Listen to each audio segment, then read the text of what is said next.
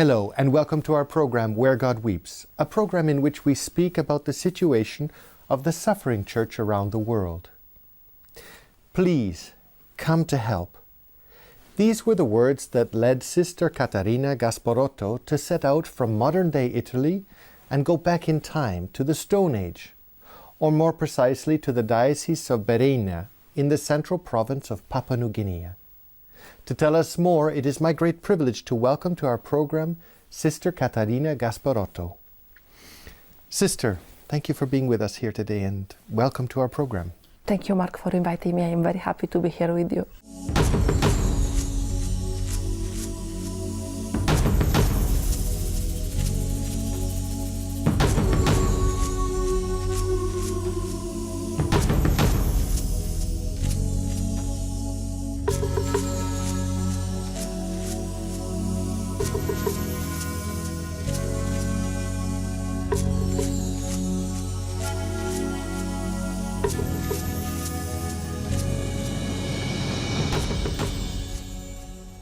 Sister, you responded to the words of the bishop at the time. What was it that moved you to go from modern-day Italy to a place in which you actually had to look up on a map to know where it was? Actually, I was already missionary in the Philippines, in Davao City. And then a sister told me, please, sister, come to visit our community there, community of Marist sister. I just did us to pay a visit to her, just a favor. And then when we arrived there, I met Bishop Rocco Statamai, Bishop of Berena, local bishop. And then I see the situation and we feel in our heart that we have to do something. And so we decided to go. What was it that you saw you said you saw that you had to do something. What was it that you saw around you that inspired you to do something? But first of all, the situation of the bishop itself. Bishops that are very poor, they just drive their own car, wash their clothes, looking around to find help for the diocese. And this is something unbelievable for me coming from Italy.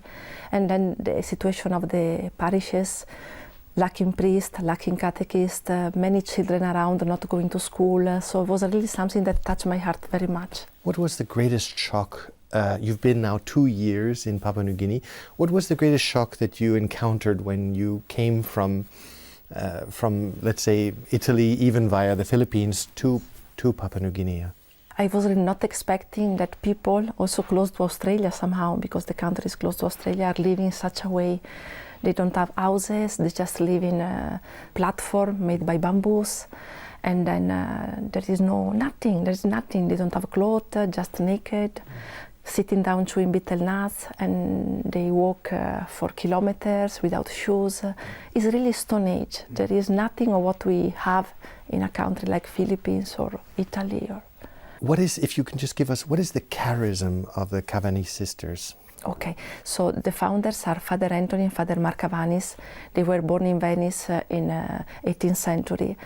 And then actually they give up everything for the poor children. They start the first public school, the first charity school, for the children. And then the charism is education, but holistic education to take care of the mind of the children, of course, but of the heart. So to give spiritual advices to help them to find themselves. Sister, you found yourself now in Papua New Guinea. Papua New Guinea, especially the diocese, I have a little bit of information here, is regarded as one of the poorest in Papua New Guinea, which is already saying something. Yes. It has around 97,000 inhabitants, of whom 85% are Catholics. Can you tell us, what would we understand by poverty when you first encountered this in Papua New Guinea? Yes, I can say that it's lacking of any kind of resources that are needed. So first of all, it's lacking food, children not eating properly, parents are chewing betel nuts, that is a drug that led them to feel somehow satisfied and happy without making any effort to change the situation. There was no proper teaching of how to take care of a child. The mother doesn't have the capability to take care. So many children really died at a very early age because of lacking of food, and then diseases come, malaria, tuberculosis. And then, of course, when the basic needs are not met, all the things will follow. No? There is violence, there is alcohol among especially the men. So it's really a great poverty, poverty of resources, poverty of a person giving them help, a great poverty. You've been now 2 years in Papua New Guinea. What would you say you've learned the most in the time? I mean, we've spoken a little bit about the violence and the difficulties and so on, but what is it, the positive? What have you learned from the Papuan people? But first of all, I learned something from God, because it's the place in which I feel that I am very close to God.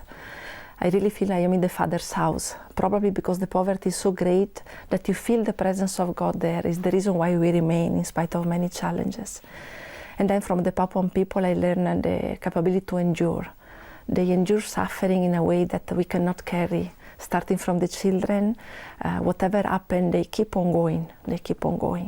The young boys that are with us, they keep on going in spite of the great suffering. So the capability to endure suffering, they teach me a lot. But then the most great experience of faith. The presence of God is very strong there. How would you describe the Papuan faith? You say God is present, God is near.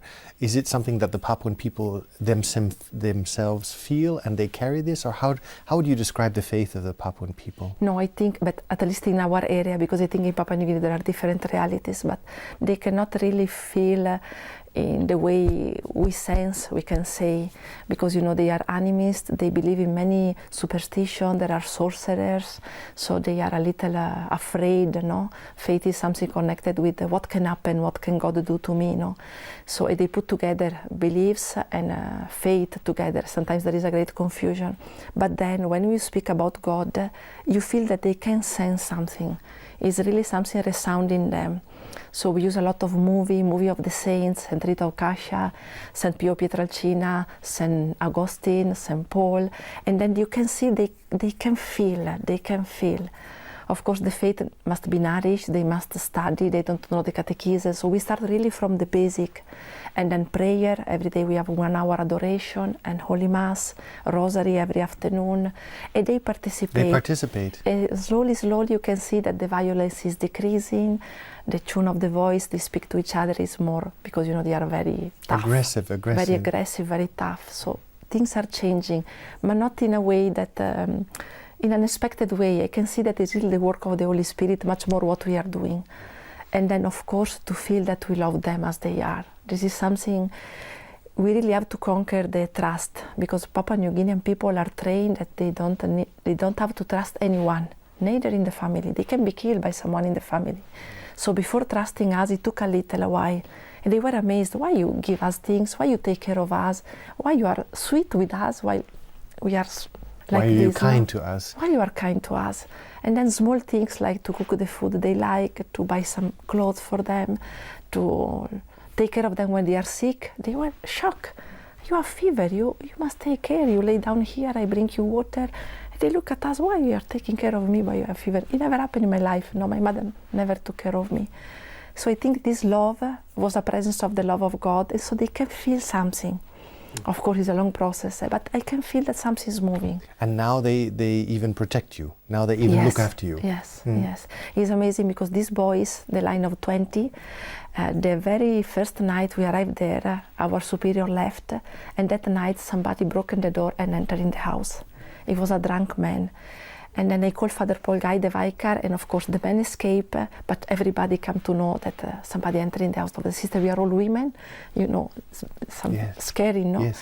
And then from that night, some boys start to sleep outside of the house, under the tree, rain, no matter, they just put some plastic, just to protect us. And then we start to talk to each other, and we discovered they don't know how to read, how to write. So we said, maybe you can work for us, helping us, because manual work, we are all women, and then we can let you study and start a relationship. Now they are more than 21. We settle up some rules, no bitter nuts, no drinking, not alcohol, so and not absolutely lie to us, because they usually lie to obtain things. But I will give you food 3 times a day. So we started, And you have a little community of young men around. Yes, yes. We have these children, young men and young women. The women are helping us in cooking because now we are more than 50 people eating every day, plus some of the children. We don't have strength to give food to everyone. It's a pity because children are always hungry. But for the moment it's 50. The community, these boys, some women and some children, the most needed. We assume, the men, the young men, their lives are taken up with hunting, with I suppose, construction, looking after the physical needs. What Yes. about the lives of the women? What can you tell us? How do the women live in this situation? In the culture of Roro and Mekeos, the area where we are, the women are the one working. They should go for firewood, and they carry very heavy bilon with more than 50 kilo of bananas, of firewood, of cows, and the men are doing nothing, really nothing.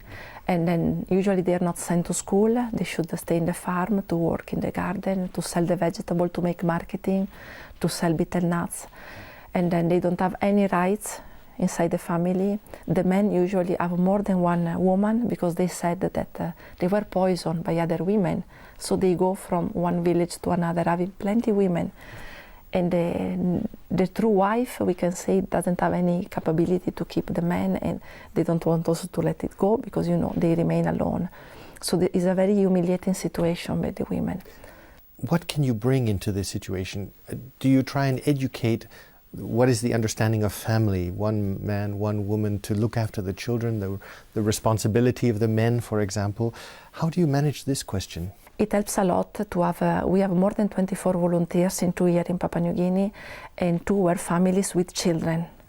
So for them to look at normal family, to see how they treat each other, there is no violence, they just talk, and if there is a problem, the way they take care of the children helps the local people to see that this is what is supposed to be a family. So you have a model that you they can have hold a model up. Because we are sisters, we cannot be a model Of as a course. family. So these volunteers are helping us a lot. Now we have a family, Italian family with 3 children. We stay for 1 year with us. They left last October and they will remain for 1 year. You have opened a school now for 170 children. I think this is the next big development in your work in this community area. Yes. Can you tell us what inspired you, first of all, to start a school, and how do you see the development of the children in the school? First of all, we saw many children out of school, just roaming around, starting chewing betel nuts at a very young age, 6, 7. They have already red teeth, so they are chewing.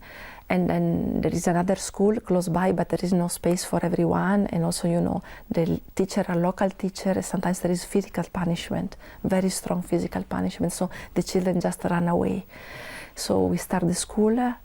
Immediately when we said that the children start to come, first of all in our house became a school. Every room, also the chapel, we have table and to let them to start, to have a place where to stay and to learn. And then we build another classroom with 170 children, morning and afternoon. We should be the one teaching because there is no local teacher prepared. So we should be the one to teach and to find out some people in the area to become a teacher later on. And then we can see the development in the children. They are becoming, we teach 3 words, please, sorry, and thank you, that are completely new for them. And so they start to be kind to one another, to come to school and to understand they should respect what is in the school, they should respect the teacher, they should respect the classmates. Then we have a chapel in the middle of the school. Every day we have prayer, 5 minutes of adoration, only 5, but we can see the children, they really open their hearts to God. We are teaching them to say, you can say, I'm hungry. Yesterday there was no food in my village. I am really very sorry because my dad hit me. I was beaten. And then they start to understand that Jesus is a friend for them and they can go to him and to open everything. Things go slowly.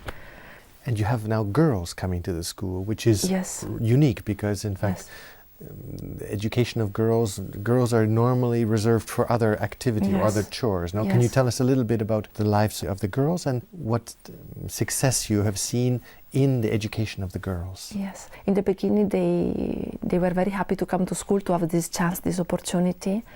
And then we went to visit their village and we saw what they are usually doing, going for firewood, taking care of the siblings. They become mother at the age of 10 in the sense that they have already 2, 3 siblings to take care of. And then they come to school also with the brothers and sisters. And then we can really see that they are happy to think that they are worthy to receive education. the same as the boy.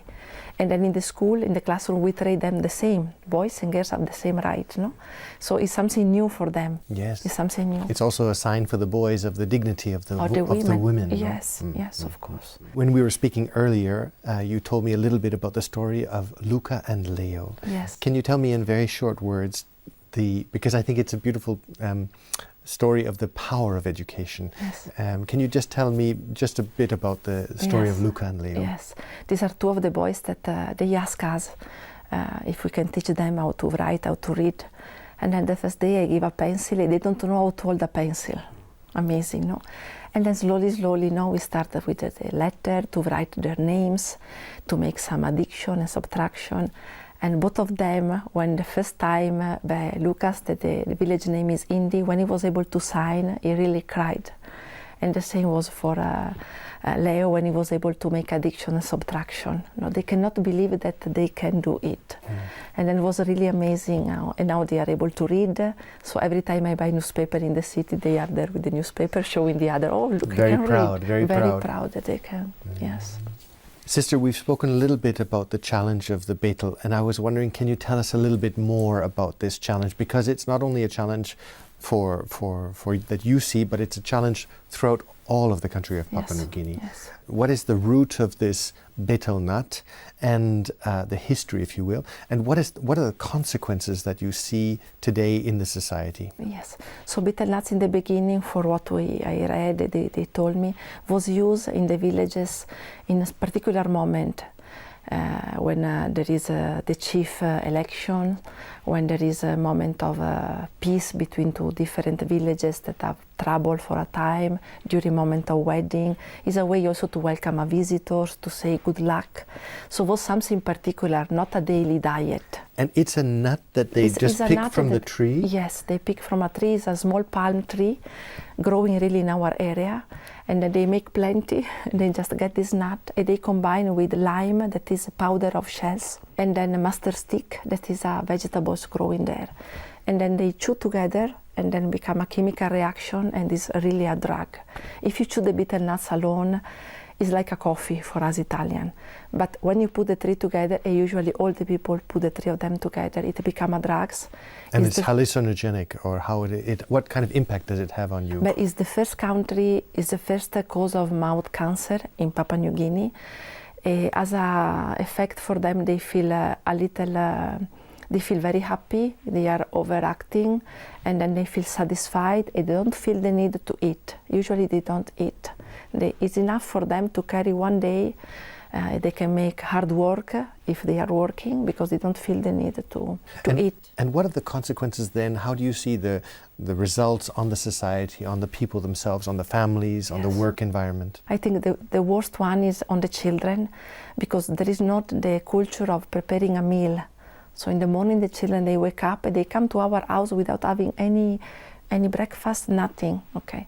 And then also during lunch or supper, nobody is preparing food. Because the parents are drugged. They use just betel nuts. So of course the children, they just keep on doing the same, because the model is the one, no? So when we give food, when they have the chance to eat, they get mountain of rice, because they are not used to eat properly.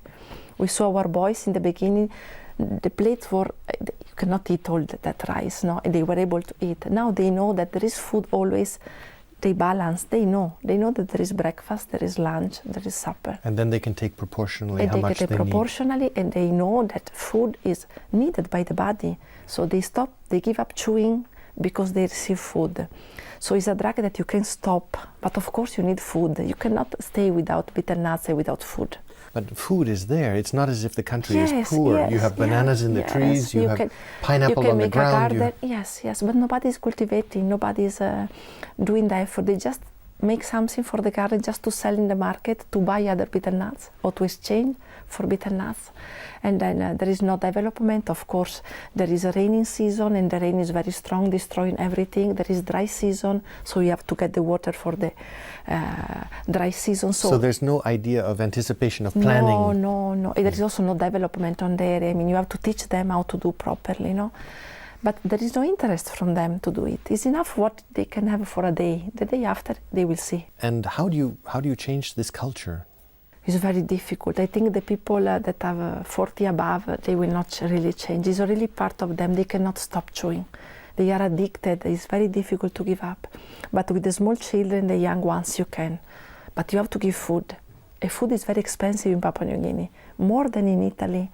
So we spend every month 6,000 euro only for food, a month. Wow. Only for food. So, it's not easy. Yes. It's not easy. So we have to become a little bit independent, to have a land, to cultivate it, and to teach them. But we start from the young ones, because the generation that is already 40 above, there is no really possibility. They cannot stop chewing.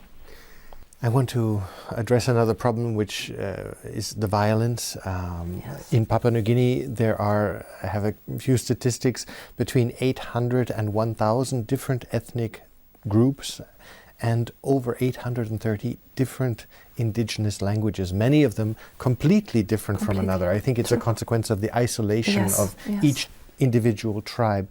A big problem is the violence, the tribal warfare that goes on. Do you still see tribal warfare today? And what do we understand by tribal warfare? How does it start, and what provokes it, and then what does it mean, a tribal warfare? Yes. For what we can see in our area, there is a lot of jealousy and competition. So in the same clan, in the same tribe, when somebody starts to do something more than the other, it can be killed. So this is keeping the situation really always the same. There is no business made by PNG people in our area, only Chinese. Because if somebody starts to say, okay, do something more, it can be really killed by or poisoned by his own people because of jealousy. Jealousy is very strong. Jealousy, hatred, so violence is like a consequence. When they chew betel nuts, then they drink, together they can do everything. Everything. It really doesn't matter, is part of my family, part of my tribe, and then much more if it's another tribe. Okay, so problem is land, so there is boundaries, nobody can enter in the land of another, and there's plenty land. Okay, and then small things, just words that they can understand as an insult or whatever, it can provoke a war. Just 2 months ago, I think it can be interesting to speak about Richard. He's a boy. He was one of the first boys stay with us. He was able to give up betel nuts and drinking, and he was a very skilled boy. The father died when he was 9 years old because of cancer mouth, because of the betel nuts, and then he has 4 brothers in prison already. And then he started with us, really helping us a lot. All the volunteers remember him. And then on August 28, he was coming back. Last Christmas, I bought 1 bike, each of the boys helping us. It was a great gift for them to have a bike to move around. He was coming home, and another boy drank. He was holding a bottle and then hit on the spleen, and he died in few hours. Okay, and then in 1 hour, the other boy was already killed. By the village of Richard.